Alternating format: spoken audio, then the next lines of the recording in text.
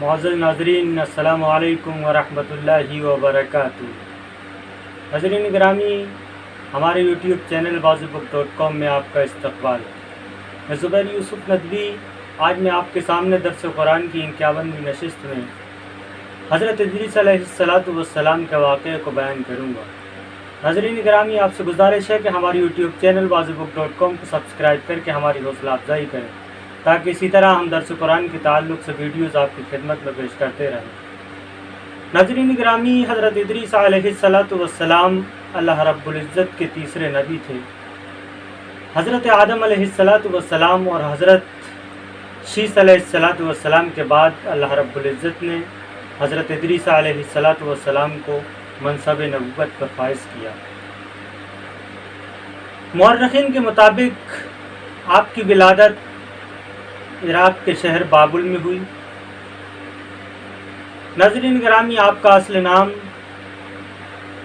اخنوق تھا، جبکہ قرآن مقدسہ اور احادیث مبارکہ میں آپ کو ادریس کے نام سے پکارا گیا۔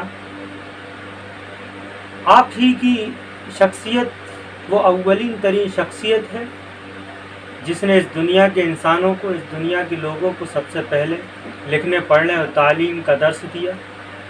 چنانچہ لوگوں نے آپ کو ادریس یعنی درس دینے والا کہہ کر پکارا۔ ناظرین گرامی، حضرت ادریس علیہ السلام حضرت شیس علیہ السلام کی 5ویں پشت سے تھے۔ حضرت شیس علیہ السلام کے بعد جب ان کے پیروکاروں کی تعداد کم ہوئی اور قابیل کی اولاد نے بگاڑ کو اختیار کیا اور قابیل کی اولاد نے زمین میں فساد پھیلایا اور بد اخلاقی اور بد کرداری جب عام ہو گئی اور زناکاری اور رشوت خوری عام ہو گئی، تو ان لوگوں کو راہ راست پہ لانے کے لیے اللہ رب العزت نے آپ ہی کا انتخاب کیا اور حضرت ادریس علیہ السلام کو نبی بنا کر اللہ رب العزت نے حضرت شیس علیہ السلام کے بعد آپ کو نبی بنایا گیا۔ ناظرین گرامی، آپ ہی کی شخصیت وہ پہلی شخصیت ہے جس نے قلم کا ایجاد کیا، اور آپ نے سلائی کا، کپڑے کی سلائی کا ایجاد حضرت ادریس علیہ السلام نے کیا۔ حضرت ادریس علیہ السلام کے متعلق حضرت ادریس علیہ السلام کا تذکرہ قرآن میں 2 جگہ فرمایا گیا۔ سورہ مریم میں آپ کے متعلق اللہ رب العزت نے ارشاد فرمایا کہ وَاذْكُرْ فِي الْكِتَابِ إِدْرِيسَ إِنَّهُ كَانَ صِدِّيقًا نَبِيًّا، کہ ادریس کا، اس کتاب میں ادریس کا بھی ذکر کیجیے، بے شک وہ سچے نبی تھے۔ اور آگے ارشاد فرمایا کہ ہم نے ان کو بلند مقام عطا کیا۔ ناظرین کرامی، جیسا کہ قرآن مقدسہ کی اس آیت کے اندر اور دوسری آیت سورۃ الانبیاء میں آپ کا تذکرہ کیا گیا، جہاں آپ کا ایک وصف بیان کیا گیا کہ آپ صبر کرنے والوں میں سے تھے، آپ صابرین میں سے تھے۔ ناظرین اکرامی، جیسا کہ سورہ مریم کے اندر یہ ارشاد فرمایا گیا کہ ہم نے ان کو بلند مقام عطا کیا، ان کو بڑا مرتبہ عطا کیا، تو اس کے بارے میں بہت سی روایات ہیں۔ بعض لوگوں نے کہا کہ حضرت ادریس علیہ السلام کو زندہ اٹھا لیا گیا اور آپ آسمان، چوتھے آسمان پر موجود ہیں۔ یہ بات تو بالکل حقیقی ہے کہ حضرت ادریس علیہ السلام چوتھے آسمان پر موجود ہیں۔ جب آپ صلی اللہ علیہ وسلم کو معراج کا واقعہ پیش آیا تو آپ صلی اللہ علیہ وسلم کی ملاقات چوتھے آسمان پر حضرت ادریس علیہ السلام سے ہوئی، جہاں اللہ کے رسول صلی اللہ علیہ وسلم کا اور حضرت ادریس علیہ السلام کا آپس میں تعارف بھی ہوا۔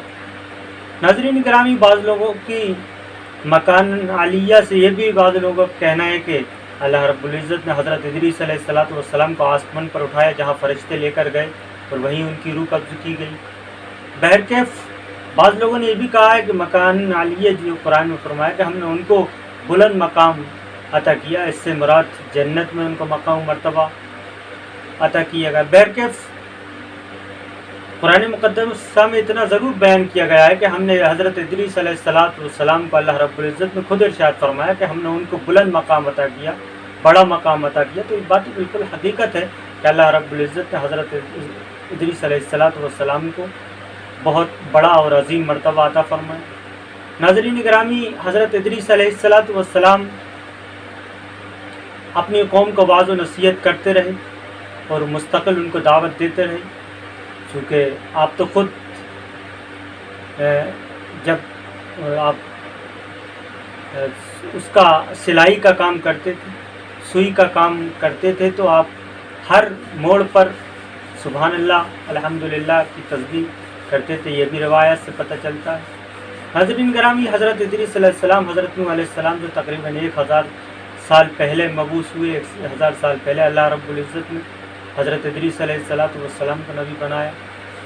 حضرت ادریس علیہ السلام مسلسل آپ اپنی قوم کو دعوت دیتے رہے، لیکن جب لوگوں کو آپ کی بات ناگوار گزری تو لوگوں نے آپ کو تکلیف اور مصیبت اور آپ کے پیروکاروں پر تکلیفوں کے پہاڑ توڑے، جس کے بعد آپ نے عراق سے مصر کی طرف ہجرت کی اور آپ دریائے نیل کے کنارے آباد ہو گئے اور وہیں آپ آباد رہے۔ اس کے بعد آپ علیہ السلام کو اللہ رب العزت نے بلند مقام عطا کیا۔ یہ بات بالکل حقیقت ہے کہ آپ سچے نبی تھے، برحق نبی تھے، اللہ رب العزت کی طرف سے حضرت شیس علیہ السلام کے بعد آپ کو نبی بنایا گیا۔ ناظرین گرامی، ہم سب کو چاہیے کہ ہم حضرت ادریس علیہ السلام کی طرح واعظ و نصیحت و تبلیغ کا کام انجام دیں اور ان کی طرح تسبیح خواں بن جائیں کہ ہر وقت اللہ کی تسبیح و تحمید بیان کرتے رہیں۔ اللہ رب العزت ہم سب کو حضرت ادریس علیہ السلام اور تمام انبیاء کے نقش قدم پر چلنے کی توفیق عطا فرمائے۔ وآخر دعوانا ان الحمدللہ رب العالمین۔ ناظرین گرامی، ہمیشہ کی طرح آپ سے درخواست ہوتی ہے کہ ابھی آپ کے سامنے ہم نے جو مختصر سی حضرت ادریس علیہ السلام کا مختصر واقعہ بیان کیا ہے، یقیناً اتنی کم وقت کی ویڈیو کو بنانے کے لیے بہت ساری محنت درکار ہوتی ہے، اس لیے آپ حضرات سے گزارش ہے کہ ہماری یوٹیوب چینل wazbook.com کو سبسکرائب کر کے ہماری حوصلہ افزائی کریں، تاکہ اسی طرح ہم انبیاء علیہ السلام کے واقعات کو آپ کے سامنے پیش کرتے رہیں۔ السلام علیکم ورحمۃ اللہ وبرکاتہ۔